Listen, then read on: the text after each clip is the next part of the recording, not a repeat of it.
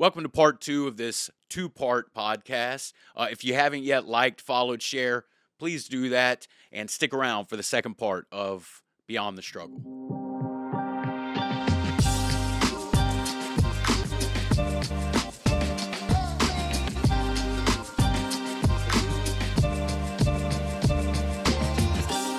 Talking about all this, treatment at Woodlake, one of the best things it did for me was to help me understand that I was different in that aspect. We've talked about it in the sense of like we can sit here, but there's people watching that may not, when we say physical allergy and mental obsession and all, that may not be something for them but it's like when I use substances, I'm different than the guys I grew up with that are now successful, or maybe not even successful. Like they don't have to be, for all I know, maybe they're living paycheck to paycheck or whatever. What they're not doing is what I'm doing currently, right? And I had to have that idea of that, like, one day I'll grow out of this, kind of destroyed for me. Yeah.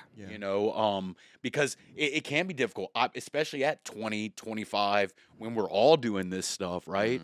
But then they stop and I'm getting worse. Like this doesn't make any sense, And so I think the introduction is for me, I needed to be in a facility somewhere. They were telling me when to go, where to be, sit here and listen, because if you were just going to say, hey, go do this on your own, at 7 p.m. you can go here and go to this meeting or this and that prior to my introduction. Yeah, not happening. Yeah, I got better things to do. Yeah, the delusion that like I was like normal people, it had to be smashed. Yeah.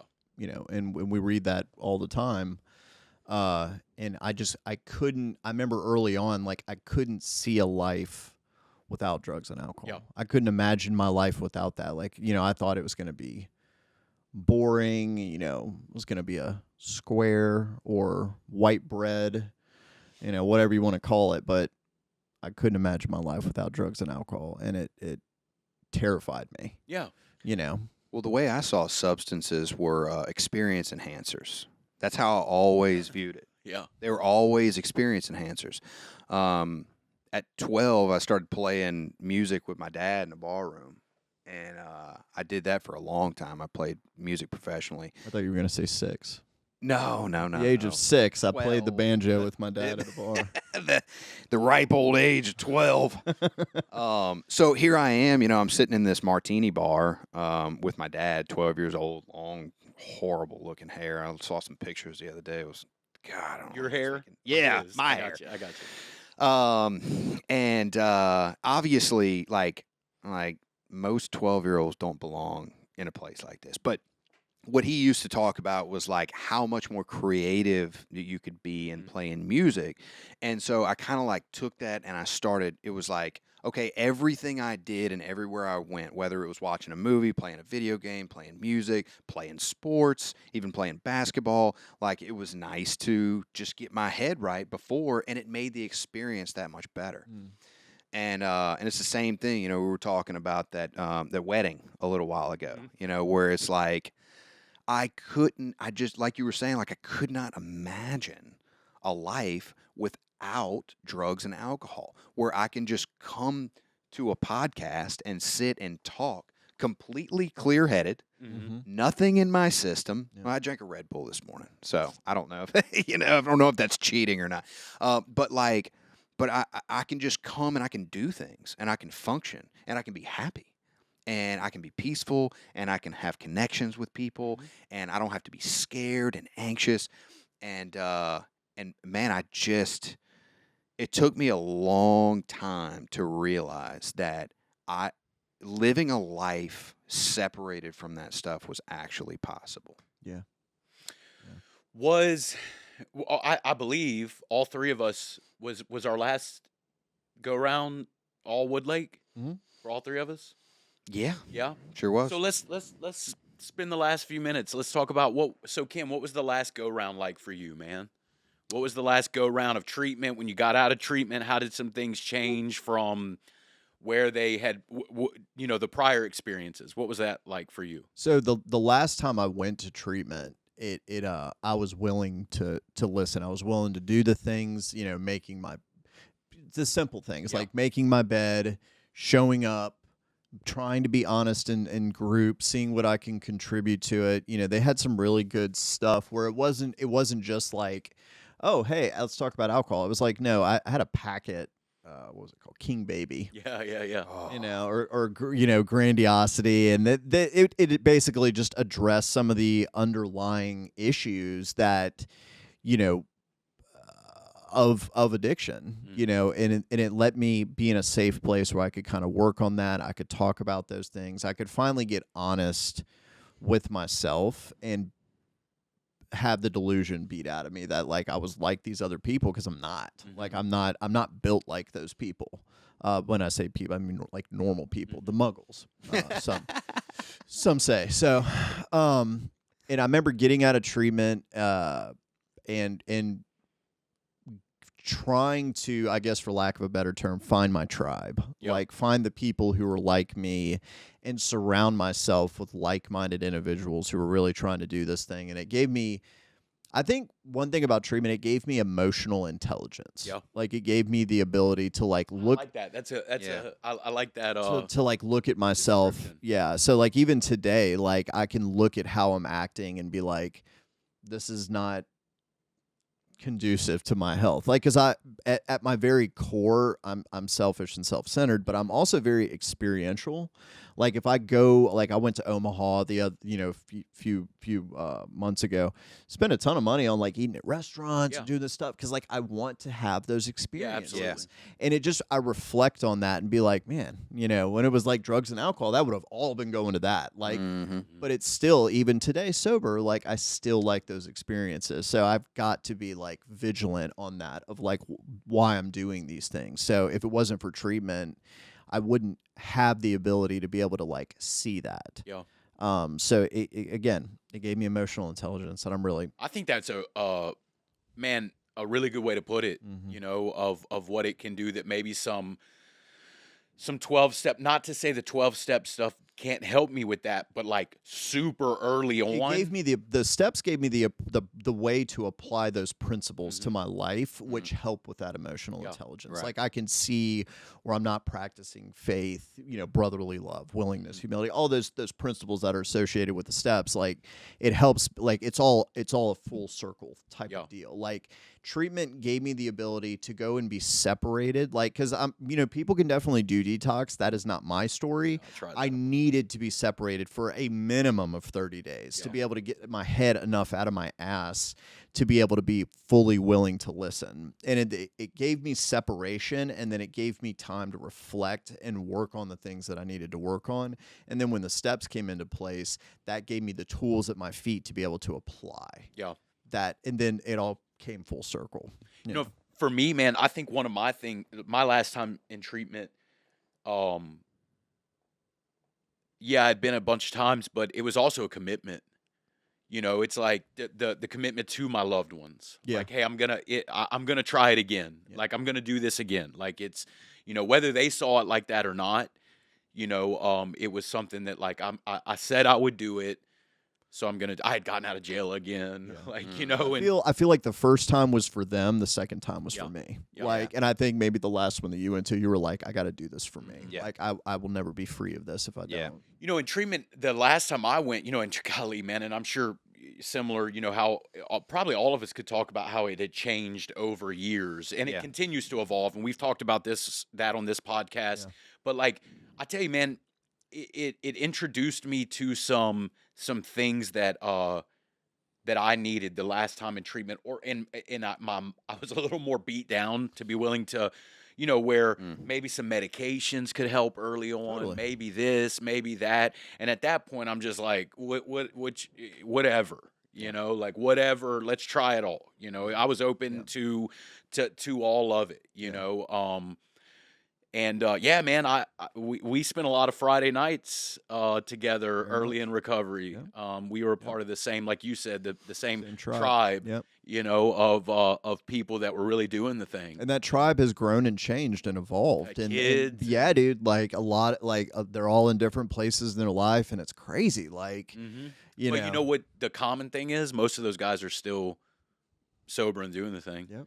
You know, and it just shows that, like, if you follow this, you know, this outline, you'll probably stay successful. You know, and I was lucky enough to get involved with it, just like you're saying. So, but what about you, Pete? What was the last? You were what, 7 the last time you went to treatment, or what, man? Like, I was about 2 years. Like, I was going through puberty, and about a year and a half ago now, I guess. Whenever, I think it was last January or something. It's really difficult to say, dude. It's difficult to say. You know, I could go through and I could pinpoint a lot of stuff like emotional intelligence, about self-reflection, about, you know, learning about prayer and meditation, and learning about, you know, all these clinical studies that I was exposed to, and all this stuff, all these things that I was exposed to and learned over all my stints of treatment.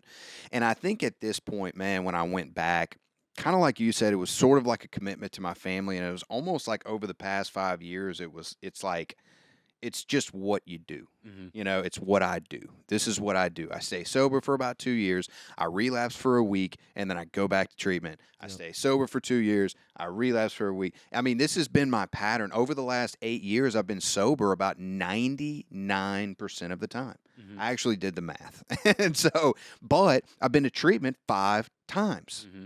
So I have all these really small runs, you know, these 2 days, 3 days, 7 days. But I go to treatment every single time because, like you were saying, I have to have that separation. And so when I went this last time, man, it was the same thing. I think I had relapsed for about 4 days or something, or 5 days, whatever it was. And just the same, like clockwork, I call the Life Center, and I get myself bed lined up, and I got the damn dude in admissions on speed dial. You know, I've known him forever. Pete, man. Well, you never knows, because I get other people beds too. I call and try and help people get into treatment over there, and it's really the number one place that I recommend to go. And so he's like, "So is this for you? Is this somebody else, or what's going on?" You know, and it's like, "Yeah, it's for me." And so, you know, first off, how dare you? But yes, second of all, yes. Second of all, yes. You did assume correctly. And so, yeah, so I got the bed lined up, and man, it was just kind of like when I was going and getting everything set up, it was kind of like, there's just like, all right, well, everybody asked the same question. Well, what's going to be different this time? You know, what's going to be different this time? This is your 11th time through inpatient treatment, and I've never left anywhere. Like, I've always completed, always finished. And I will say this time is a little bit different, because I went to a different place in Baton Rouge, and I freaked out after 24 hours, and I left. And that was the first time I had ever walked out of a treatment center. And my wife came and picked me up, and she said, "Hey, I already arranged to have you a bed. We're not going home. We're not going to the store. We're not stopping anywhere. We're going straight to Woodlake, and we're dropping you off. And I'll bring you all your stuff later, and whatever. But you are not going to convince me to stop and do anything or go anywhere, or like, I don't care if you want a Snickers bar or if you're thirsty or like what. Like, you're gonna wait. I think we can all agree. Like, thank God for the women in our lives. We had some OGs, man. Dude. All 3 of us. I was just thinking about that too, man. All 3 of us had some. Amazing. I mean, seriously, dude. Like, I would be. It's hard to say for sure, but I really believe I'd be long dead without. Same. Without God's grace of putting a woman in my life who could handle my bullshit. And I joke about it, like, mine. I'm like, you know, I'll tell people, like, whether I'm telling my story somewhere, this and that. I'm like, yeah, you know, my wife, she's got her own problems for sticking with me for the amount of time. Who's really the crazy one? Is it the crazy one, or is it the one that chooses to stay with? Should have been long gone. And like you said, there's got to be something divine. You know, the whole experience, really. You know. And, you know, Pete, like, I want to say this, man, before we end. It's like, you're sitting here looking at 3 people, which is crazy, like three like, just degenerates that are sitting here doing a podcast. Like, but thank God each of us went back the last time, even though we had been so many times, right? I think that's another thing is like what the stigma, the fear, that my pride can keep me from doing. Thank God that It's the best thing I ever did. yeah, and that I went back, even if it had something was different for me the 21st time, the 11th time, the 3rd time, something was different. Do I know what it is? I don't know. The open-mindedness to the clinical aspect of things, I think, was a big thing. And I just want to, just as a disclaimer, I'm not a medical professional or like recommend anything for anyone as far as medications and stuff. But for me, this was the first time, and you were my counselor. And I heard he had a great counselor. Yeah, amazing. And so, this was the first. It was the first time that someone was able to, like, you were able to get through to me, because I was on a very traditional recovery mindset, and I just believed that all medications, antidepressants, and anxieties were just the devil, and that it was the same as relapsing and all this stuff. And finally, it was like, I think the question was, hey man, you've done this enough times, isn't it time to maybe open your mind to something different? Try, and just like I've been on it ever since. I mean, I just take one very, very mild antidepressant each day. Yeah. And I haven't missed a day since. And man, not to say that one singular thing is the thing that's keeping me sober. That's not what I'm saying at all. It's a combination of a bunch of other things. Right. But I think that was maybe that was definitely something that I had never been open-minded to before. I had never tried, never even given it the time of day to even hear someone out on it. I'm always here or here. Yeah. Is my thing. And all I've ever wanted was to just be here. Now, because I am on medication also for antidepressant and depression and bipolar and things like that. And if what I always tell like sponsors and stuff is, if you think that medication is going to keep you out of a spiritual malady, I'm here to tell you it's not. Right. But what it will do is it will help level you to a point where you can actually regulate your emotions, which leads to emotional intelligence. Yeah. Like, that's right. And I've never seen that more until I had a son, of being like, he's just throwing himself on the floor. But as a father, I have to emotionally regulate myself and be like, son, we don't do that. Like when it's like in my mind, like, and I think back to my addiction, like I'm that. Yeah, like a grown man that would do right. that. Yeah, I'm a man child. Well, right. We talked about it in this, man, like in past episodes about like how the treatment industry now has evolved to encompass all of these different aspects of help, right? The first couple I was going to, it wasn't none of that. Yeah. Like there wasn't any of that. And not to talk negatively on, I'm sure that just the industry in and of itself has changed, right? But now it's like, yeah, man, you're going into treatment and the different aspects, the different ways of help that are available, whether it's inpatient or outpatient. Right. And I know we're getting close to the end here, but I did all the outpatient stuff the last time too. It was just like, whatever you guys suggest, let's do it. Nobody recommended anything to me. They said, hey, you are absolutely hopeless. We're tired of seeing you. Please, if this doesn't work for you, just don't come back. Yeah, that was that was our clinical recommendation. Yeah. Just stop coming. Yeah. But I will say, man, I know you said this at the beginning, and just as a disclaimer, Ken and I do not work for Woodlake. We are not employed by them, and this is not any kind of, like, nobody made me say anything, but I will say, man, that I've been to a lot of different facilities. Woodlake is unique in what I've experienced, in that it brings a lot of different things together, kind of like what you were saying, where you have the small group sessions, then you have opportunities to do one-on-one counseling as well, and so that's all like clinical side stuff, and then you have an education of a 12-step program, and then you have like an inpatient facility where you have opportunities to help other people and be of service of other people. Then you also have downtime, and you have a gym where you can do like extra little stuff, but not so much to where you get so caught up in like doing other things besides that. But then you also have 12-step recovery meetings at night, and then you have, it's just like what I found is just like an extremely good balanced blend of a bunch of different things that I've found I can apply to my life, and it allows me to be consistently Yeah. successful. Yeah, You they know what I put mean? the tools at your feet, and Yeah. I think Peter would agree with me that we owe it to the recovery community to tell the truth about our experience, good or bad.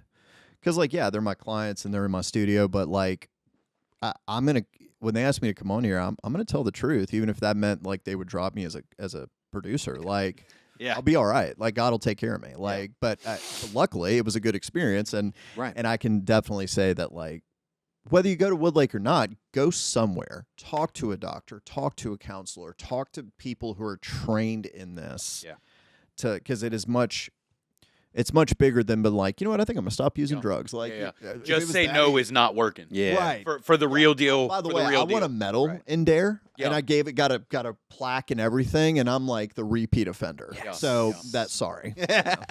Well, guys, man, thank y'all. You know, Appreciate it. Yeah, man. thank y'all for coming. Thank y'all for taking time. Again, we've said it a couple of times, but you know, taking time out of your personal day to come and do this. This was a lot of fun, man. It And I was. think I I enjoyed think it. again, like we talked about at the very beginning, is just maybe a different perspective from the other side, not the employee side, not sure. the I work in it, I do this there, I do that there, and I believe that's important. You know, and so again, thank you guys. I've stood in that peanut butter and jelly line many times, buddy, at 8:15 after those Yep, meetings. Yep. All right, guys. Well, thank y'all again, man. Guys, thank y'all for joining us for another episode of Beyond the Struggle. Don't forget to like, follow, share, do all the good stuff. We'll see y'all next time.